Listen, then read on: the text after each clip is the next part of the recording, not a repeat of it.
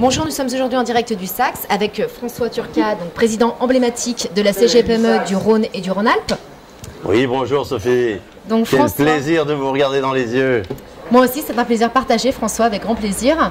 Donc, quels sont les axes de développement de ton mandat à la CGPME Rhône et Rhône-Alpes? Il est immense. À la tâche d'une deuxième région de France et la première de la sous-traitance. Donc, on a des actions pour relever l'industrie, relever les entreprises et en faire des ETI, c'est-à-dire des entreprises à taille intermédiaire. Donc c'est une tâche que le gouvernement a mis en exergue et que nous allons développer tout au long de ces années pour justement devenir encore un peu plus compétitif à la fois sur l'Europe mais aussi sur le monde. Qu'est-ce que tu penses de Lyon? Est-ce que tu penses que Lyon a une dimension internationale, européenne? Tu situes Lyon comment? Lyon, elle a un devenir international, mais elle est loin d'être arrivée. Donc il faut absolument que tout le monde se mobilise. C'est ce qui est fait, parce que la plupart des opérateurs économiques internationaux, etc., sont tout à fait d'accord pour justement développer à la fois le pôle de Saint-Exupéry, Eurexpo, et puis aussi l'hôtellerie. N'oubliez pas que les trois sont liés.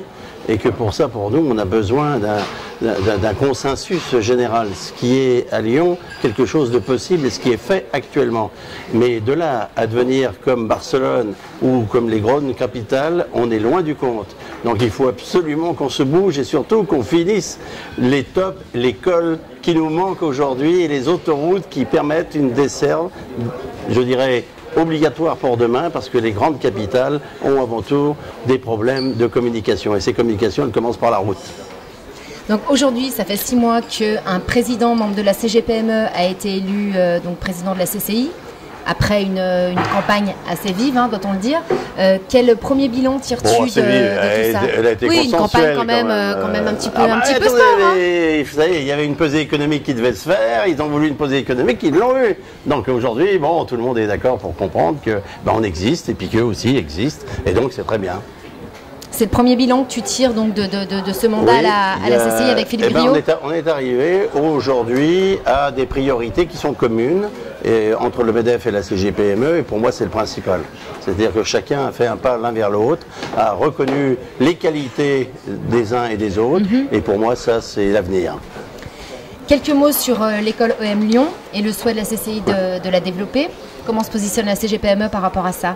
Nous, notre position, elle est simple, on l'a toujours dit, on voudrait que la CCI continue à avoir la gouvernance de l'EM Lyon, mais qu'on fasse rentrer à la fois du privé et à la fois une régionalisation de cette EM Lyon, parce qu'aujourd'hui, elle n'appartient pas uniquement à la CCI de Lyon, il faut qu'elle appartienne à l'ensemble de la région Rhône-Alpes, parce qu'on forme des gens pour l'ensemble de cette région Rhône-Alpes et du monde. Donc il faut bien reconnaître que les élèves brillants qui ressortent de cette école sont à 20% sur le territoire rhône-alpin, mais à 80% ils sont à l'extérieur.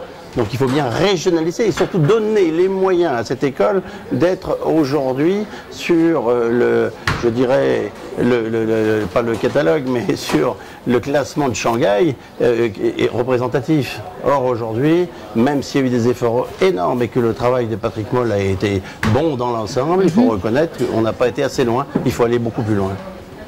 Il va y avoir donc un colloque organisé à Singapour, auquel tu vas participer. Oui. Qu'est-ce qui se passe à Singapour alors dans quelques mois, en octobre je crois, octobre-novembre? On me présente ça comme le Davos, si tu veux, de l'enseignement supérieur. Donc moi, qui n'ai pas mon bac, c'est quelque chose de très intéressant parce que je découvre de tas de choses nouvelles. Et je pourrais en parler, Sophie, avec vous quand vous le voudrez, à mon retour. Avec grand plaisir, François. Alors maintenant, on va parler un petit peu sport. On va parler du projet du Grand Stade. Qu'est-ce que tu penses de ce projet du Grand Stade? Je suis un fervent partisan du Grand Stade, puisque j'ai toujours soutenu le Grand Stade depuis le début. Donc c'est pas aujourd'hui que je vais me renier. Et donc pour moi, c'est quelque chose d'indispensable. Pourquoi? On est une grande capitale rhône-alpine. Si on n'a pas un grand stade, quand on connaît Saint-Étienne dans le monde entier, Lyon, malgré 7 championnats de France, n'est pas encore assez connu. Mais par contre, quand on va à l'export et qu'on nous parle de quelque chose, à Lyon, l'équipe de foot de Lyon, oui, ça on le connaît. Ça c'est vrai. Donc il faut absolument que ce grand stade ait lieu. Le lieu, c'est pas moi qui l'ai choisi. Le lieu, c'est pas moi qui ai pu avoir une fraction de seconde de détention d'un pouvoir.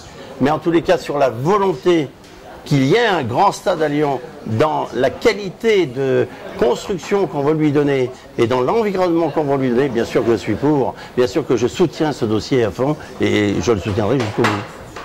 La gestion de l'aéroport Saint-Exupéry aujourd'hui? La gestion de l'aéroport Saint-Exupéry est très bonne. Monsieur Philippe Bernan fait un travail. Et je peux simplement dire que nous sommes passés à quand même 8 millions de passagers. On est loin du compte, on est loin d'un aéroport comme Nice. On a encore beaucoup à développer, on a encore beaucoup à faire dans la communication. Tu penses que c'est possible que par rapport au fait que Lyon soit pas vu comme Nice, ou etc., tu penses que dans l'avenir... Mais pour moi, Lyon est une capitale du Sud demain. Et des directions avec le Moyen-Orient, avec les pays de l'Est et avec l'Inde sont absolument indispensables. Il faut absolument que cet aéroport devienne quelque chose de stratégique pour nous et qu'on essaye en tous les cas d'aller beaucoup plus loin aussi dans la logistique, c'est-à-dire on a un foncier remarquable, on est les seuls à avoir un foncier aussi énorme et les relations entre Genève et Lyon doivent exister comme elles doivent exister avec Saint-Étienne et Saint-Exupéry. Il n'est pas normal que cet ensemble ne soit pas mis tout pour l'aéroport de Saint-Exupéry. Cet aéroport régional doit avoir toute sa force dans les années à venir. On parle aujourd'hui de reprise économique. Est-ce que celle-ci se retrouve donc dans les PME? Oui, oui, elle se retrouve, et notamment, ce qui me fait plaisir, dans l'industrie. D'abord, on a une chance extraordinaire, c'est que l'industrie qui est tombée à 14% sur le territoire national reste quand même à 26% dans la région Rhône-Alpes. On est la première région de sous-traitance. Et aujourd'hui, j'ai fait une tournée dans la vallée de l'Arve et à Oyonnax il y a peu de temps. Je peux vous garantir, Sophie, qu'aujourd'hui, les carnets sont pleins. Et aujourd'hui, les gens travaillent. Bon, les marges, malheureusement, compte tenu des matières premières, etc., ont été diminuées. Mais toute la volonté de ces chefs d'entreprise qu'il faut saluer quand même, qui dans ces périodes de crise et de difficultés ont maintenu l'emploi, ont maintenu l'activité, et aujourd'hui s'en sortent, ben bravo. C'est vraiment des chefs d'entreprise que j'aime. Qu'est-ce que tu penses de la prime promise par Nicolas Sarkozy aux salariés des entreprises donc, qui versent des dividendes? Tu analyses ça comment? Je l'analyse très mal, pour deux choses. Lorsqu'on nous a imposé les 35 heures, ça a été du jour au lendemain, tous les Français mangent des lentilles. Et du jour au lendemain, toutes les entreprises, vous êtes aux 35 heures, ça ne veut rien dire. Je répète, et tu sais que j'aime énormément ces entreprises et ces chefs d'entreprise, surtout les PME, TPE. Et pour moi, celui qui investit tout son temps, tout son argent, tout son savoir, qui est caution de son entreprise, c'est quelqu'un qui n'a pas besoin de dire quand il doit donner une prime à quelqu'un. Donc, vous vous rendez compte le différentiel qu'il peut y avoir entre des multinationales qui font des profits, qui peuvent donner à leurs employés une prime, etc. Puis nous, qui quelquefois sommes rime-crac jusqu'à la fin. Mais le chef d'entreprise qui veut garder son employé, qui veut garder celui qui l'a formé, il a besoin de personne pour savoir qu'il faut lui donner une prime ou essayer de le fidéliser dans son entreprise avec des avantages. C'est une hérésie. On doit laisser aux chefs d'entreprise la responsabilité de leur gestion. Tu es toi-même chef d'entreprise, oui. Donc tu t'occupes aussi de la CGPME. Comment ça se passe une journée type avec toi? Comment est-ce que tu arrives à concilier toutes ces activités? Oh, alors là, activité, je mélange tout. J'essaye d'être efficace en tout. Quelquefois, c'est pas évident. Mais effectivement, il faut être à la foire et au moulin. J'essaie, en ce qui concerne mon entreprise, toutes les missions de la CGPME que je fais à l'international, j'en profite aussi pour faire mes affaires. Ça, c'est exact. Et puis le reste du temps, je partage mon temps entre le lobby que je fais pour mon entreprise et puis aussi celui que je fais surtout pour mes adhérents. Parce qu'avant tout, moi, c'est donner aux autres quelque chose qu'ils ne pourraient pas avoir immédiatement. Donc je suis un facilitateur pour ces entreprises de marché, d'ouverture, la commande des marchés publics par exemple, où on invite tous nos chefs d'entreprise à aller discuter avec les acheteurs de l'EDF, de la SNCF, tous ces grands groupes, et qui se rendent compte que c'est possible de travailler avec ces grands groupes. Pour moi, c'est une satisfaction énorme. Quels sont tes projets à venir ? Oh, alors là, je citerai une phrase de Eleanor Roosevelt qui dit que l'avenir appartient à ceux qui croient à la beauté de leurs rêves. Et j'ai plein de rêves encore. Tu as encore plein de rêves ? Oui, j'ai encore plein de rêves.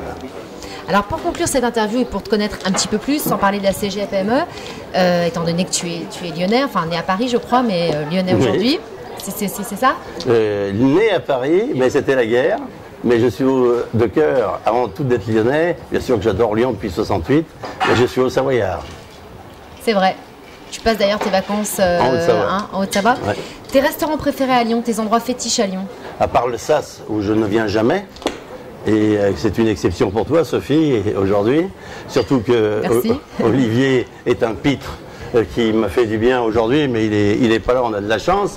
Non, j'en ai beaucoup, mais beaucoup dans le 6e. Il y a d'abord ceux que j'aime énormément en tant que qualité et qui ont su investir, qui sont des vrais chefs d'entreprise. C'est Mathieu Viennet, c'est Lebec et c'est Tête d'Oie. Ça, c'est trois personnes que j'adore, mais j'adore Orsi aussi. J'adore aussi beaucoup d'autres. Je peux pas tous les citer ce soir, mais on a une chance extraordinaire à Lyon d'être gâté de ce côté-là.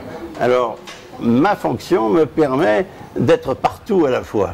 Voilà, j'ai cité des noms qui me reviennent parce que j'ai des affections particulières, mais Lyon est formidable. Les Bouchons comme chez Huguette, etc., ou chez Hugon ou ailleurs, sont tous des lieux où tout le monde peut se retrouver avec au moins la possibilité de dire, eh ben, à Lyon, c'est ça.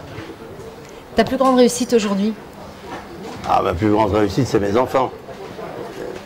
C'est mon mariage, parce que je suis marié depuis 40 ans avec la même femme. Donc ça, c'est des choses, si tu veux, qui sont très fortes en moi et qui m'ont permis de faire ce que j'ai fait. Tu as 2 enfants, hein, ouais. C'est ça? Ouais. Et ça, c'est ma plus belle réussite. La CGPME en est une, mais tu sais, quand j'ai fait la Napurna 4, c'était une réussite aussi pour un homme comme moi qui s'est dépassé, pas pour aller jusqu'au bout, mais au moins pour monter jusqu'à 6500 mètres. C'est des réussites extraordinaires. Mon titre de champion de France de judo en 63, c'était aussi une réussite extraordinaire. Donc tout ça, si tu veux, ça fait partie de ma vie intégrante, mais celle que je vais, si tu veux, avoir le plus longtemps dans mon souvenir, dans mon cœur, c'est d'avoir aidé des milliers, je dis bien, d'entreprises, PME, TPE, à être ce qu'elles sont aujourd'hui, et du moins d'avoir été là quand elles avaient besoin de moi. Un dernier mot aux Lyonnais, pour conclure. Qu'est-ce que tu dirais aux Lyonnais, là, comme ça? Aux Lyonnais? Aux Lyonnais. Aux Lyonnais, je dirais qu'il ne faut jamais s'endormir avec une idée qu'on croit impossible, de peur d'être réveillé par celui qui est en train de la construire. C'est pas de moi, c'est de Léonard Vinci. Mais je peux te dire une chose, elle est toujours valable. Merci François, j'ai vraiment été ravie de partager ce bon moment avec toi. Eh bien Sophie, tu ne diras rien à Thierry, mais moi aussi. Merci, c'était Sophie B pour Such a Star et je vous donne rendez-vous la semaine prochaine pour une nouvelle interview.